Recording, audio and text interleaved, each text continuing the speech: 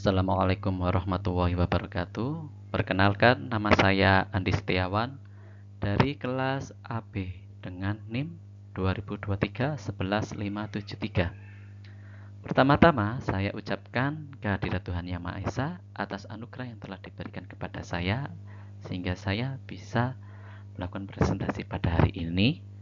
Dan juga saya ucapkan terima kasih kepada ibu guru saya, Ibu Sofitri, atas kesempatan yang telah diberikan pada saya untuk melakukan presentasi hari ini.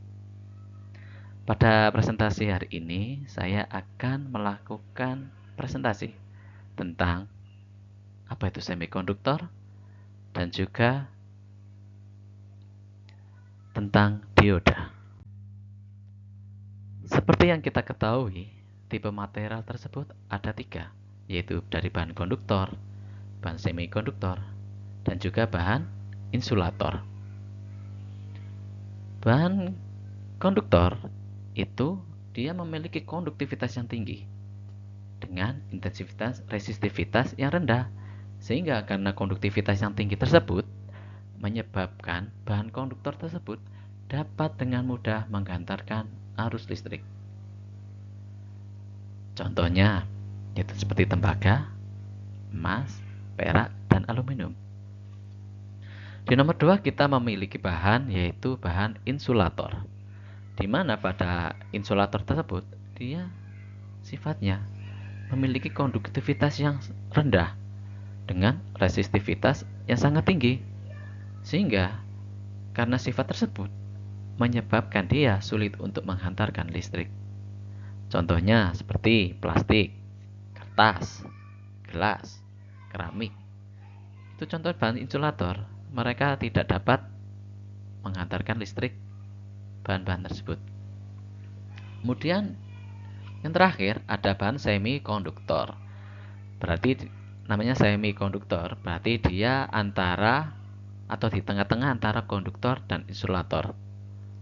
Karena berada di tengah-tengah, jadi dia memiliki konduktivitas dan resistivitas yang dapat diatur. Jadi terkadang dia berperan sebagai konduktor dan terkadang dia berperan sebagai insulator. Dan semikonduktor ini merupakan bahan yang kita gunakan untuk pembuatan dioda dan transistor, tiristor, dan lain-lain.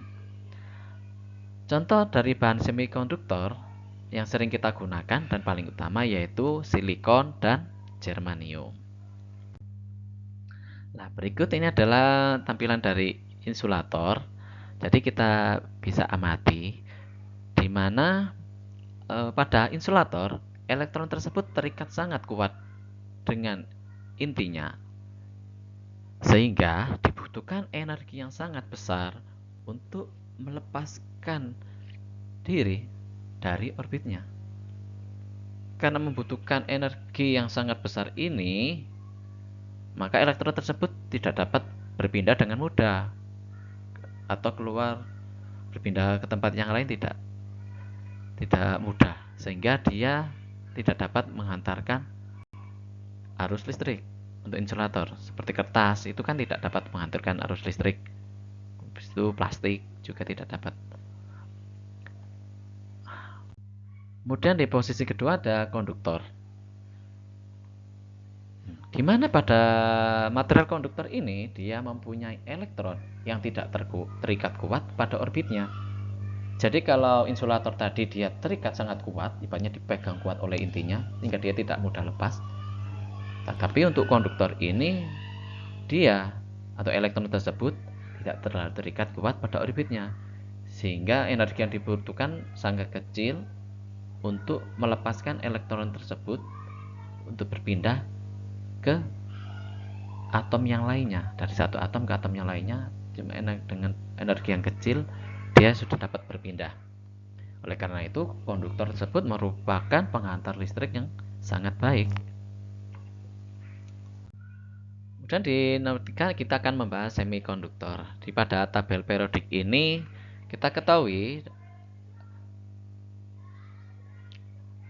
untuk semikonduktor ini kita menggunakan silikon dengan 14 elektron dan juga germanium dengan 32 elektron berada pada kelompok 4A dari tabel periodik ini.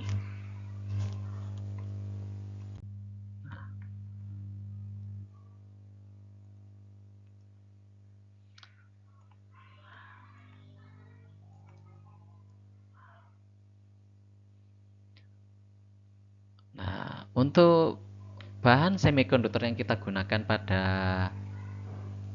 kesempatan ini yaitu kita membahas tentang kristal silikon, di mana pada silikon dia mempunyai nilai yaitu 14 elektron, di mana 4 pada orbit yang ketiga, kemudian ada 8 elektron di orbit kedua dan 2 elektron di orbit pertama, sehingga total dari silikon dia memiliki 14 elektron. Silikon ini memiliki 4 elektron valensi pada kulit terluar atau kulit terakhir, yaitu ini. Ya, 1, 2, 3, dan 4. Nah, dan pada kristal atom ini, atom silikon terikat secara kovalen atau berdekatan atau kovalen dengan atom-atom yang di sampingnya. Ya ini kita sebut dengan ikatan kovalen antara satu atom dengan atom yang lainnya. Nah, setiap atom silikon membagi 4 elektron valensinya dengan 4 elektron pada atom yang berdekatan. Jadi ini milik dari atom yang ini, kemudian untuk yang sini memiliki atom ini. Jadi mereka sama-sama berbagi, sehingga pada orbit terluar elektron tersebut terdapat 8 elektron. 1, 2, 3, 4, 5, 6, dan 7, 8. Jadi ada 8 elektron. Nah, jadi ini hubungannya tadi ada 8 elektron pada orbit terluar.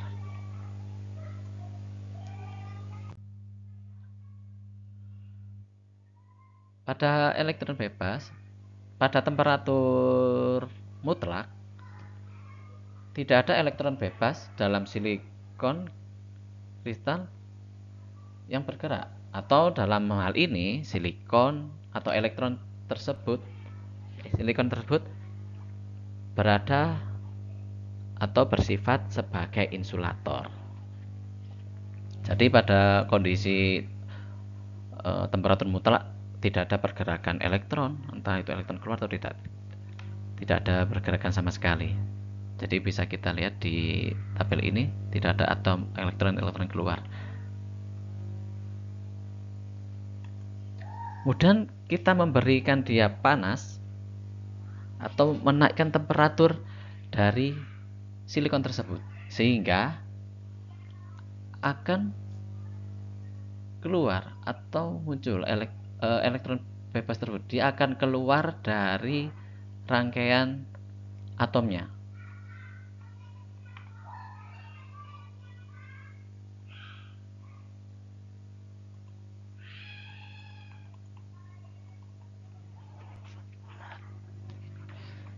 Jadi energi yang digunakan elektron tersebut dia keluar dari orbitnya.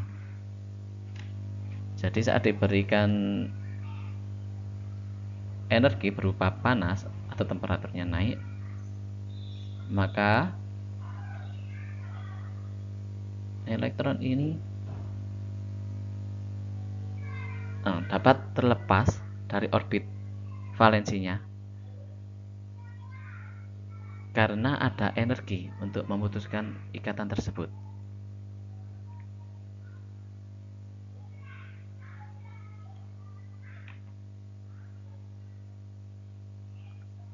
Jadi semakin tinggi temperatur yang bekerja pada elektron pada silikon tersebut, maka semakin banyak elektron bebas yang terbentuk.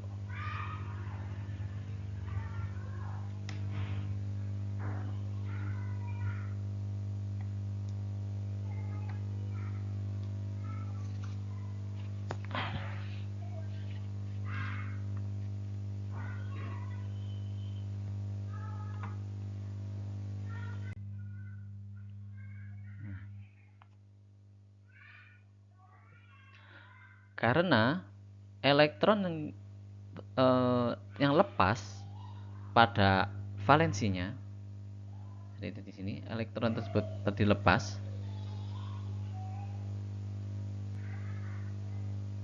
terlepas keluar, maka akan menimbulkan yang dinamakan hole atau lubang kosong. Jadi karena tadi elektronnya di sini, awalnya ada di sini, kemudian dia lepas ke sini, keluar, maka di sini titik ini atau lubang awalnya akan menjadi namanya hole, terbentuk hole atau lubang.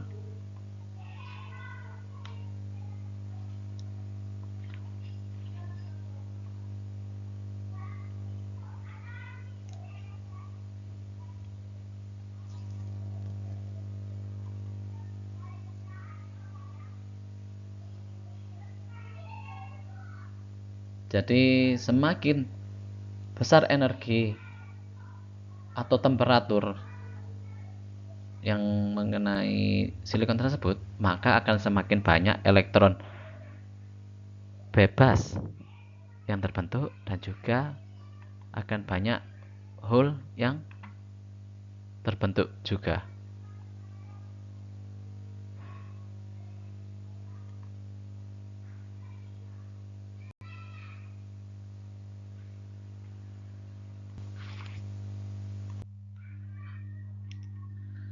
Dan sifat hole atau lubang tersebut, dia itu seperti bermuatan positif. Dia itu tidak memiliki muatan, aslinya tidak memiliki muatan, tetapi dia bersifat atau seperti muatan positif. Jadi dia akan menarik elektron yang ada di sekitarnya. Jadi semama ini sudah keluar, sini ada hole,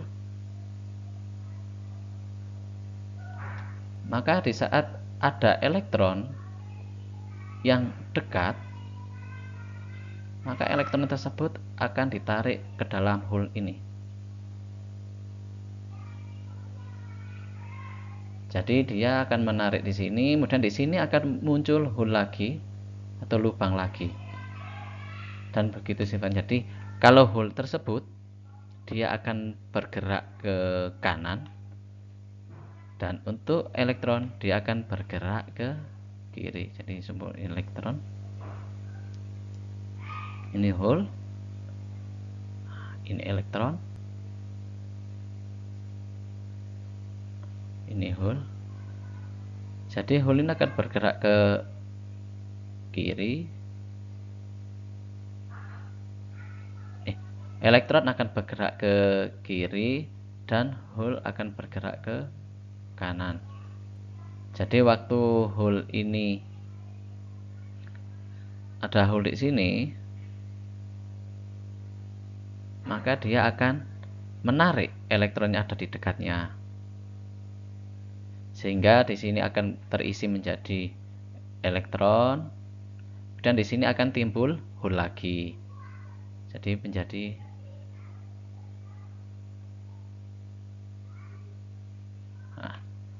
kemudian saat ada elektron di dekatnya lagi, maka akan pindah lagi ke sini. Ini bergeser menjadi elektron dan hole. Dan begitu seterusnya. Karena sifat ini dia bersifat seperti positif, maka dia akan menarik elektron lain yang ada di dekatnya. Dan proses atau proses tertariknya elektron dari luar masuk ke dalam hole itu disebut dengan rekombinasi atau rekombinasi ulang. Jadi setelah dia ada isinya, ada elektronnya, elektron tersebut keluar, maka akan timbul hole. Kemudian ada elektron yang lewat dan elektron tersebut ketarik masuk ke dalam hole tersebut, maka itu disebut dengan rekombinasi.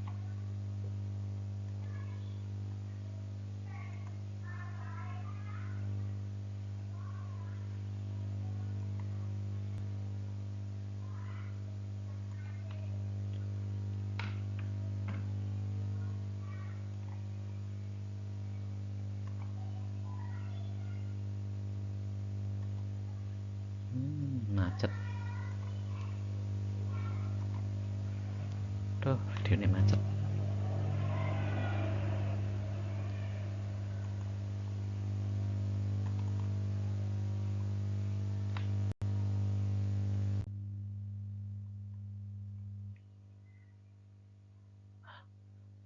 Oke. Semakin banyak panas yang bertambah, maka akan semakin banyak elektron bebas dan hole yang terbentuk. Dan untuk jenis semikonduktor ini kita ada dua, yaitu jenis semikonduktor intrinsik dan juga semikonduktor ekstrinsik. Di mana pada semikonduktor intrinsik ini dia adalah semikonduktor murni. Dan setiap atom dalam kristal tersebut merupakan atom silikon asli atau murni tanpa ada campuran dari atom-atom yang lain. Sedangkan untuk semikonduktor ekstrinsik ini dia adalah semikonduktor intrinsik yang diberi doping atau akseptor.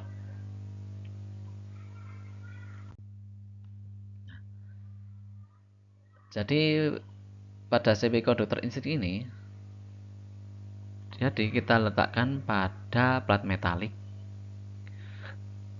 di mana elektron akan bertolak atau bergerak dari arah kanan ke kiri. Jadi ini positif di sini, muatan positif, dan di sini negatif. Maka elektron akan bergerak ke kiri atau menuju nilai positif. Nah, di saat elektron ini bergerak atau berpindah, kemudian akan timbul lubang atau hole pada tempat atau kedudukan semula dari elektron tersebut. Jadi contohnya begini. Jadi di sini ada elektron.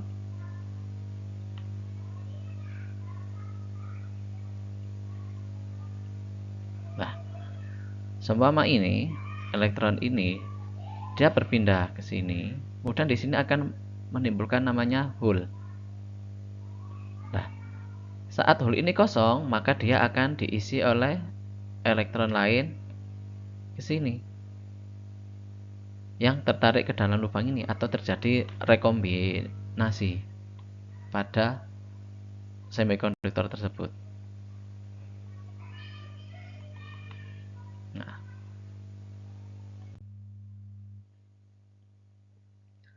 jadi contohnya semakin besar panas yang diberikan, maka resistansi dari silikon tersebut akan semakin kecil, sehingga banyak elektron bebas yang terbentuk dan juga hole yang terbentuk. Nah, dan semakin panas pula, maka aliran dari elektron tersebut akan semakin besar juga dan kencang.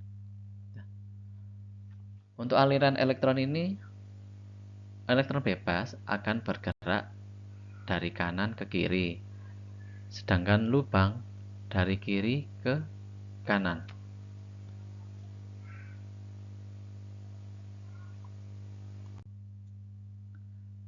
Contohnya yaitu ada termistor, merupakan sensor yang atau resistor yang sangat sensitif terhadap panas. Ketika temperatur rendah, dia bersifat sebagai insulator karena resistansinya besar, dan ketika dipanaskan nilai resistansinya akan berkurang sehingga dia bersifat sebagai konduktor. Nah, untuk membuat atau menjadikan semikonduktor intrinsik tersebut menjadi ekstrinsik, kita bisa menambahkan pengotor atau yang disebut dengan doping. Doping ini diberikan untuk menambahkan atau agar semikonduktor intrinsik tersebut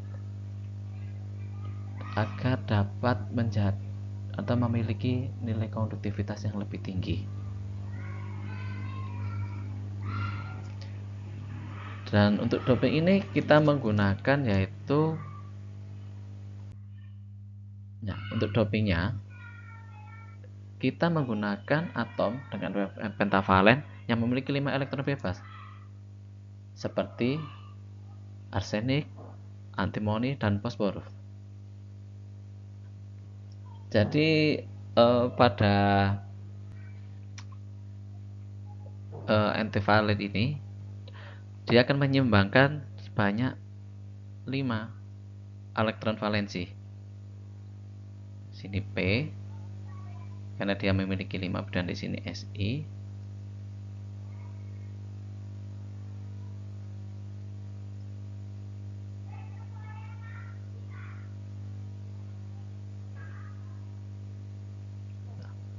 Dia akan menyumbangkan 1. Ini Si juga di sini. 2 Si.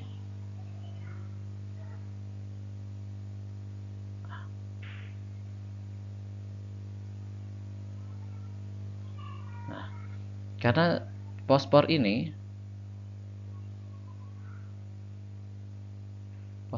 dia memiliki 5 elektron valensi, 5 elektron bebas, maka ada 1 elektron bebas yang di sini di luar. Sehingga bisa dikatakan pada doping ini dia memiliki kelebihan 1 elektron bebas.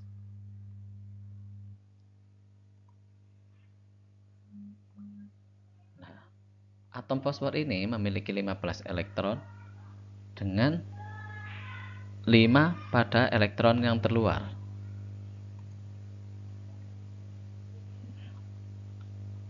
Dan ini adalah silikon. Dan fosfor ini 5, berarti di dalamnya ini ada sini ada 2 elektron, dan di lingkaran kedua ini ada 8.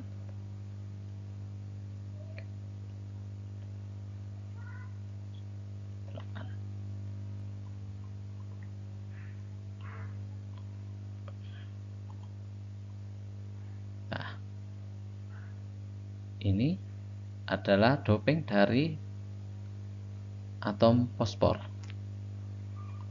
Nah, dia memiliki satu elektron, kelebihan elektron ini, sehingga bisa dikatakan bahwa untuk doping dengan 5 atom memiliki 5 atom bebas di elektron valensinya, kita sebut dia dengan semikonduktor tipe N. Jadi pada tipe N ini untuk mayoritas karirnya atau mayoritas isinya yaitu elektron karena dia memiliki kelebihan elektron. Untuk minority karisnya atau muatan minornya yaitu berisi hole. Jadi pada tipe N ini dia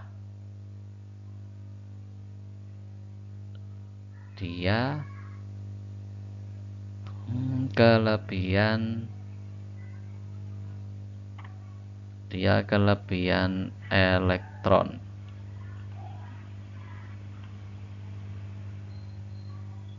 Ini elektron atau doping.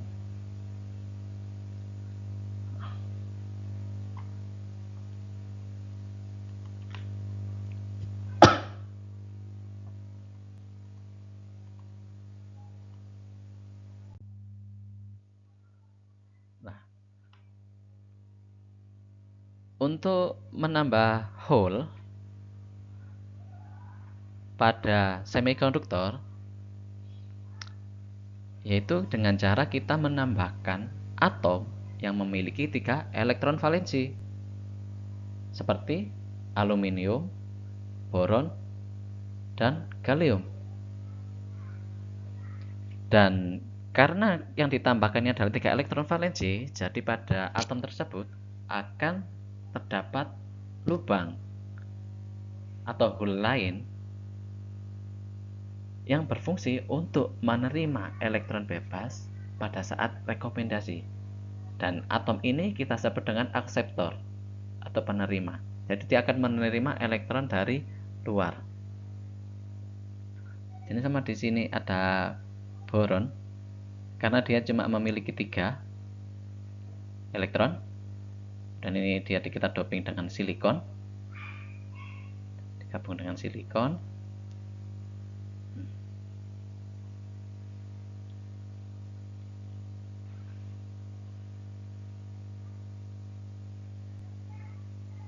Nah, di sini dari ikatan kovalen. Nah, ini terbentuk namanya hole kurang karena dia cuma ada 3 elektron valensi. Dan bila ada elektron bebas yang lewat, maka akan masuk ke dalam hole ini. Dan pada elektron yang dan atom yang elektronnya pindah ke sini, maka dia akan terbentuk hole lain. Sehingga bisa dikatakan dengan penambahan hole ini, maka akan timbul hole-hole yang lain.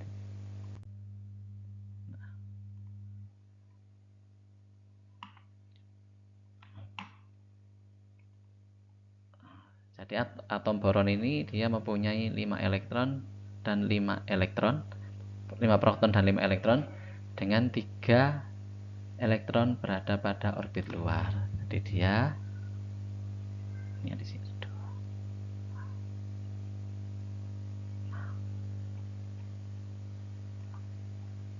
Nah, ini adalah silikon. Kemudian kita tambahkan akseptor dari boron.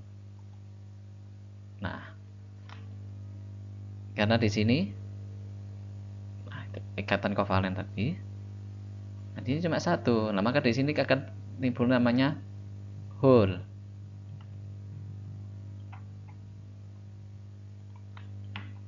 Nah, namanya hole. Karena boron hanya 3 elektron valensi. Sehingga pada jenis ini kita sebut dia dengan semikonduktor tipe P.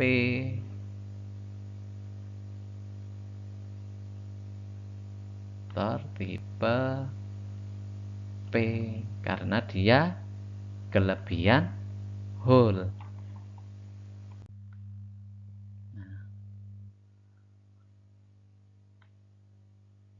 Jadi karena dia kelebihan hole, maka mayoritas karirnya atau muatan bawaan yang dia bawa yaitu berupa hole, sedangkan elektron merupakan muatan minoritas.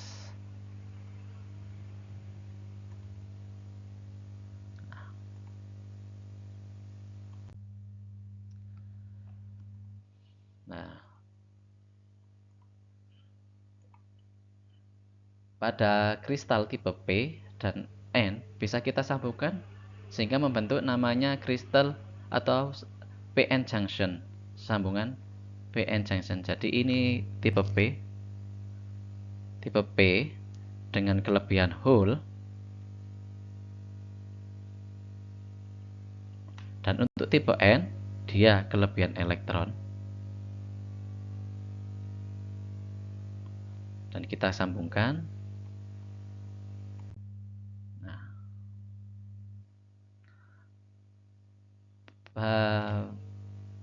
pada PN junction, elektron dari N tipe atau tipe N akan bergerak ke kiri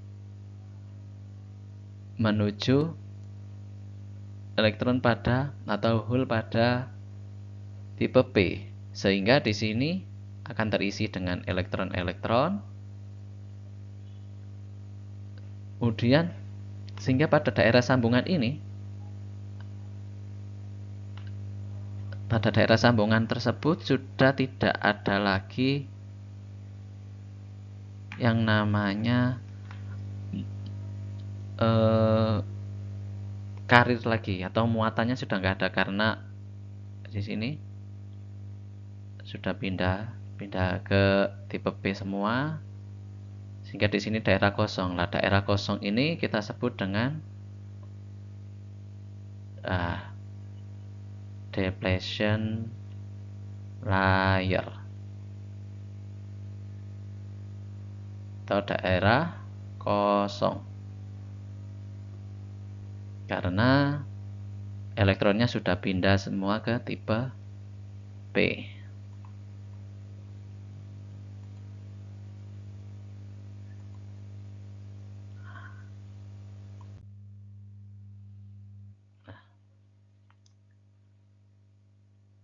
Ketika elektron tersebut berpindah dari N, tipe N, daerah N, menuju daerah positif, ini daerah positif, daerah negatif, maka pergerakan ini akan terjadi atau kita sebut dengan ion negatif. Jadi ion negatif. Nah, negatif di sini.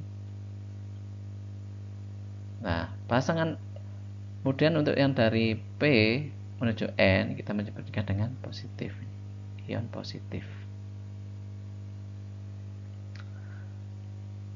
Sehingga pasangan antara ion positif dan negatif pada junction ini kita sebut dengan dipol.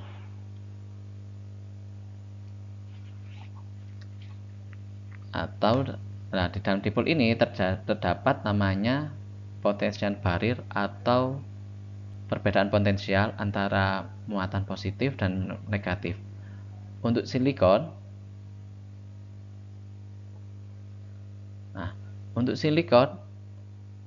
untuk potensial barriernya sebesar 0,7 volt dan untuk Je sebesar 0,3 volt.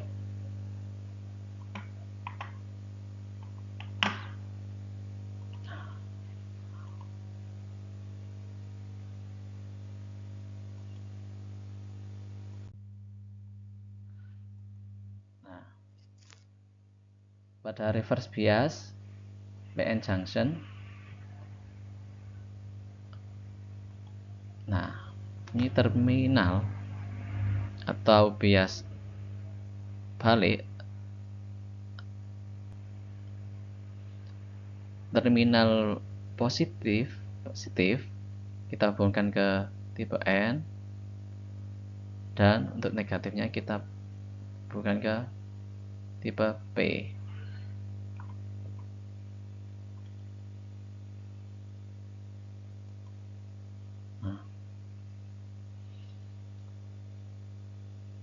Karena kita hubungkan tegangannya ini positifnya ke tipe N, maka elektron akan meninggalkan depletion layernya. Jadi mereka akan meninggalkan dan mengumpul di sini semua. Kemudian hole juga akan meninggalkan depletion dan muncul titik negatif.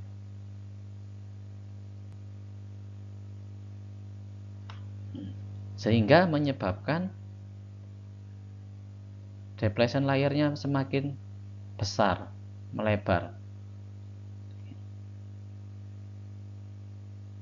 Nah, karena depletion layer semakin besar, maka arus tidak dapat mengalir dari N menuju P.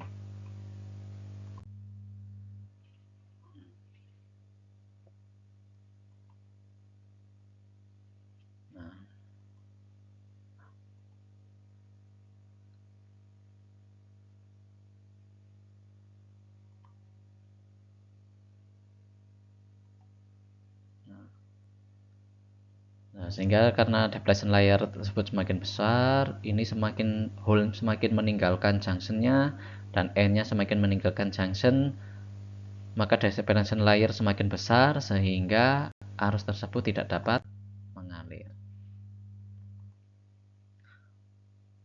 Pada forward bias, untuk jatuh daya positif,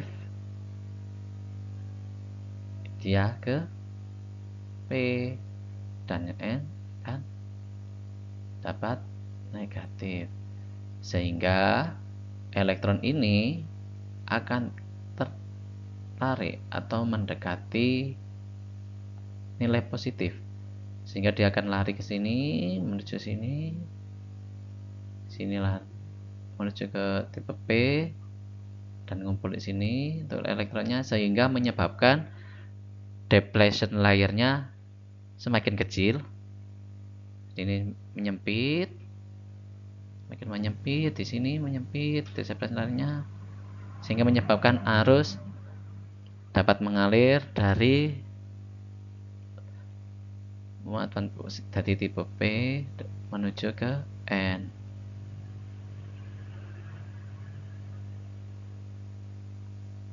Ini disebut dengan forward bias.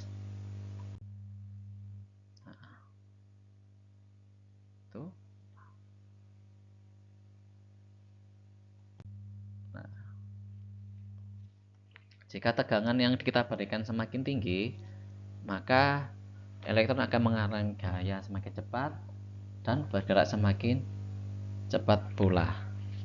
Dan sambungan atau PN junction ini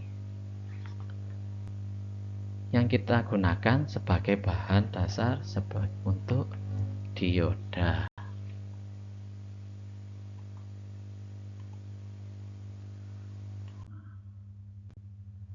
Jadi dioda itu tadi merupakan komponen elektronik yang mengalirkan arus pada satu arah saja.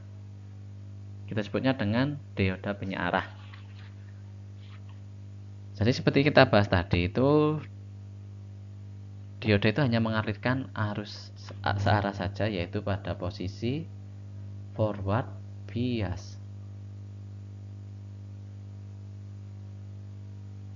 Jadi arahnya dari sini ke sini. Nah, dioda itu bisa kita ibaratkan sebagai check valve. Check valve itu hanya bisa membuka pada satu arah saja. Jadi ini adalah pergerakan elektron menuju ini N, ini P. Dia akan bergerak menuju hole yang ada di P, sehingga menyebabkan depletion layer. Ini kita anggap sebagai depletion layer untuk katupnya. Depletion layer. Jadi saat di forward bias, maka arusnya akan mengalir karena katupnya terbuka. Jadi arus mengalir dari sini. Disebut kita forward bias. Sedangkan pada reverse bias, pergerakan elektronnya akan menjauhi junction, sehingga terbentuk di sini barrier tadi semakin besar sehingga katupnya menutup. Ibaratnya katupnya akan menutup karena depletion layernya semakin besar sehingga arus tidak dapat mengalir. Nah, untuk simbolnya yaitu ini P tipe. Jadi untuk tipe P nya kita sebut dengan anoda positif, dan N tipenya kita sebut dengan katoda atau N. Dan untuk simbolnya yaitu untuk anoda atau anoda di sini dan katodanya di sini. Jadi untuk alatnya bisa kita lihat itu ada gelangnya di sini, itu berarti merupakan katoda. Pada saat bias maju tadi, maka arus akan mengalir hingga lampu menyala. Untuk bias mundur, maka depletion layernya ini semakin besar, semakin lebar, sehingga arus tidak akan mengalir. Di sini berhenti arusnya, jadi lampu akan off. Nah, untuk karakteristiknya, jadi dioda tersebut akan bekerja pada tegangan 0,65 sampai 7 untuk silikon di sini. Ini kita sebut dengan tegangan lutut.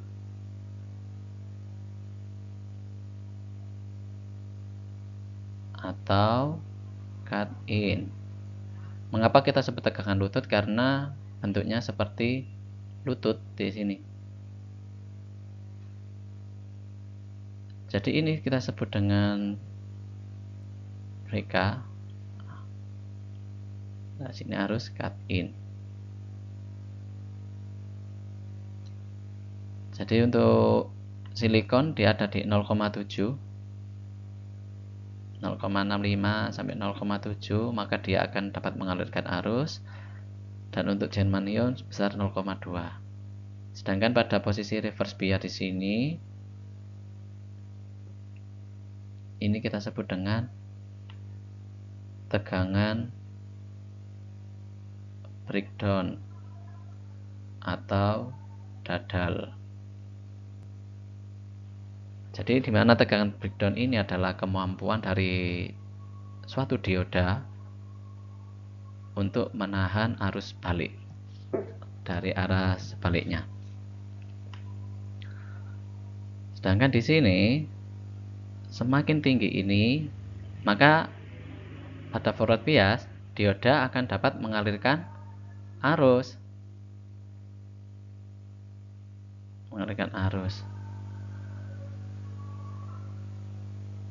Di sini dia menahan arus.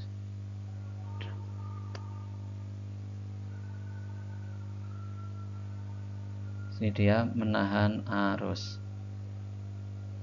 Nah, saat mengalirkan arus ini, dioda juga mempunyai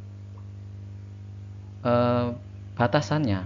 Mengapa? Karena semakin tinggi arus yang mengalir, maka temperatur juga akan semakin naik. Jadi acuannya yaitu kita pakai namanya daya. Dari di dioda itu ada namanya daya, yaitu V kali I. Jadi semakin arus naik, karena daya ini berbanding lurus dengan I, maka semakin besar arus yang mengalir dayanya, maka dioda juga akan semakin panas, dan itu bisa menyebabkan kerusakan. Sedangkan pada breakdown, region breakdown atau area dadal, ini termasuk area toleransi yang bisa ditahan oleh dioda. Tetapi semakin besar atau melebihi dari breakdownnya, maka akan terjadi kerusakan pada dioda tersebut. Jadi kita ibaratkan saat ada tekanan balik dari check valve lewat sini, oleh breakdown ini, maka lama-lama akan terjadi pecah pada pipa tersebut. Karena apa? Karena sudah melebihi dari kapasitasnya. Nah, ini adalah contoh dari karakteristik dioda ideal, di mana resistansinya kita anggap 0 pada forward bias. Nah, jadi pada konsep dioda ideal ini kita anggap untuk forward reverse, untuk forward bias dia akan seperti switch. Jadi switch yang close. Jadi maka lampu akan menyala. Bisa memilih lampu.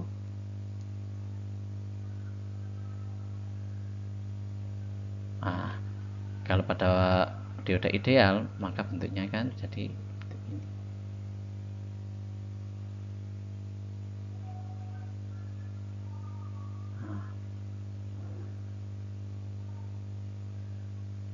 Maka lampu akan menyala. Jadi sakelar close. Sedangkan pada dioda terbalik atau reverse bias, maka dioda akan sebagai sakelar open. Jadi dia tidak akan bisa mengalirkan arus. Nah, untuk contoh soalnya dari ini, contoh soal pertama dioda ideal. Berapakah besarnya tegangan keluaran dan arus yang mengalir dalam dioda? Pada kondisi ini, karena dia forward bias, maka dioda akan bekerja sebagai sakelar. Jadi bisa kita gambarkan akan menjadi seperti ini. Nah,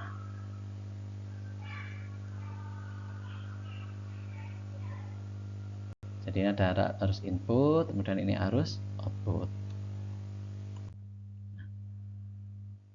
Nah, ini jadi karena dia sebagai sakelar ini, kita anggap dia 0 di sini, tidak ada tidak ada tegangan dioda, nggak ada karena dia kita anggap ideal, sehingga V out itu sama dengan V in. Jadi sama 12 volt sama dengan 12 volt. Sehingga untuk arusnya yaitu sebesar IV per R sama dengan 12 per 1000 ohm dengan 0,012 ampere sama dengan 12 miliampere.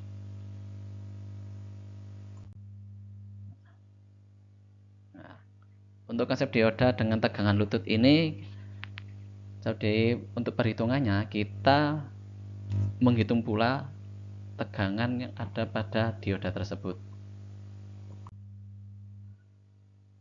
Nah, pada rangkaian ini kita angkat dioda di sini itu tegangan lututnya yaitu VK sama dengan 0,7. Jadi untuk mendapatkan tegangannya harus kita kurangi dulu.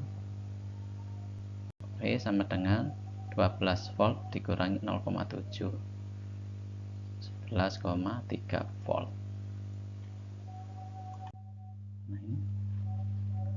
Jadi V out yang lewat setelah dioda ini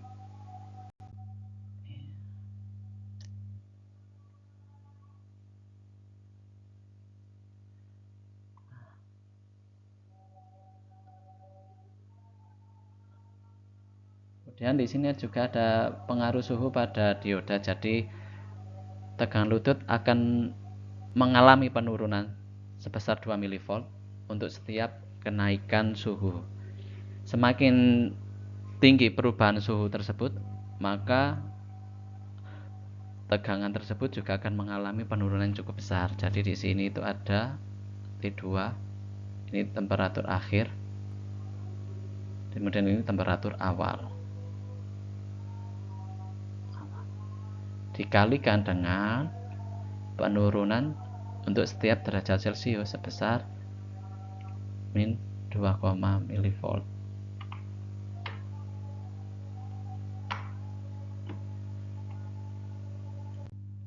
Nah, ini contoh karakteristik dari dioda. Bisa kita lihat di sini ada kapasitansinya, ada maksimum DC blockingnya, ada berapa, dan reverse voltage-nya, DC blocking voltage-nya ada di sini. Nah, jenis dioda tersebut ada dioda penyearah atau rectifier, dan dioda zener, LED, photodioda, ada dioda Schottky, kemudian ada varaktor. Kemudian kita bahas dioda zener, yaitu dioda yang bekerja pada daerah breakdown. Jadi dia kebalikan dari dioda biasa atau dioda penyearah. Jika pada dioda penyearah tegangan breakdown tersebut akan merusak dari dioda tersebut. Sedangkan pada dioda Zener ini, saat ada tegangan breakdown, maka tegangan tersebut akan dialirkan oleh dioda Zener. Dan tegangan yang mengalir pada dioda Zener ini, tegangan breakdown yang mengalir ini, itu kita sebut juga dengan tegangan Zener, di mana tegangan Zener ini adalah tegangan breakdown yang lewat Zener, sehingga karena fungsinya tersebut, dioda Zener ini bisa kita gunakan sebagai regulator dari tegangan. Nah, ini tuh karakteristik dari dioda Zener. Jadi dioda Zener akan bekerja pada area yang warna abu-abu ini. Jadi selama ini ada power supply,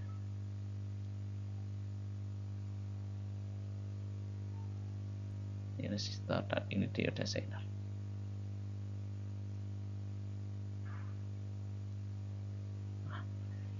Jadi saat ada tegangan breakdown ke sini, maka dia akan dapat mengalirkan. Mau di sini 5 volt, maka tegangan breakdownnya 5 volt. Maka saat ada tegangan breakdown di atas, maka besarnya tegangannya di sini juga akan sebesar 5 volt.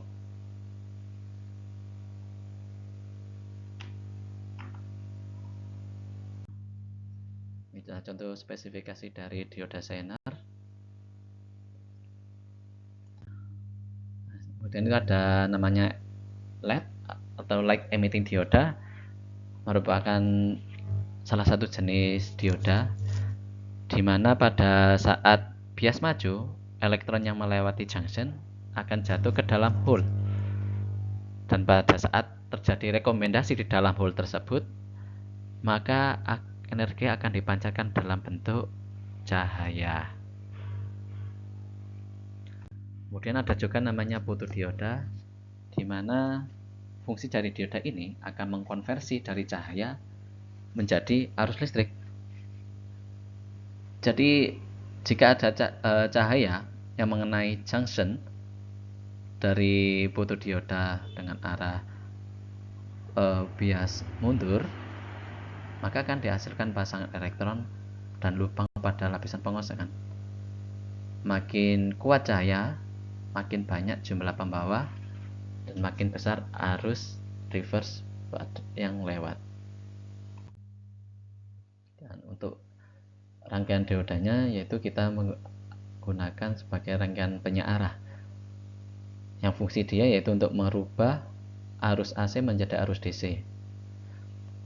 Untuk rangkaian penyearah ini kita ada 3, yaitu dimana satu yaitu rangkaian penyearah setengah gelombang dengan satu dioda, kemudian rangkaian penyearah gelombang penuh dengan 2 dioda, dan rangkaian penyearah jembatan dengan sistem bridge dengan 4 dioda. Pada penyearah setengah gelombang, maka pada saat bias maju,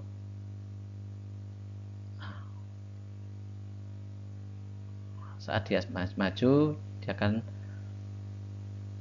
bergerak maju. Kemudian pada saat bias negatif, dia akan disearahkan. Dan maju, dia akan gerak lagi, kemudian keluaran pulsa, kemudian saat negatif lagi dia akan disearahkan. Jadi pada setengah gelombang ini yang disearahkan yaitu pada periode negatif dari gelombang tersebut.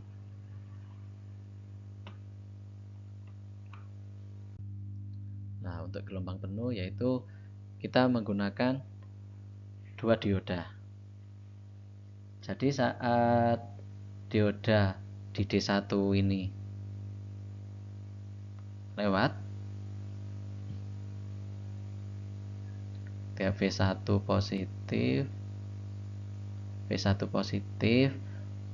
V2 negatif, maka dioda D1 akan mengalir dari sini maju, dan ini terjadi forward bias. Di sini akan jadi reverse. Nah, kemudian sedangkan saat Jadi saat di V1 menjadi positif, dia bentuknya begini. Nah, ini disarahkan. Ini saat V1 positif. Nah, saat V2 negatif, saat V2-nya positif, maka yang disarahkan adalah ini.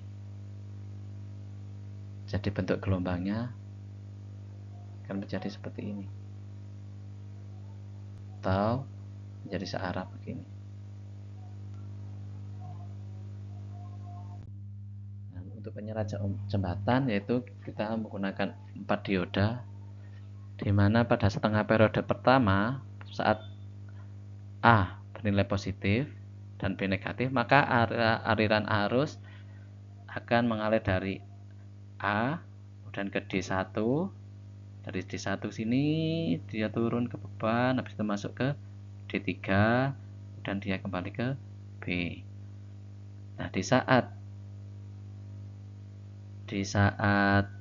B2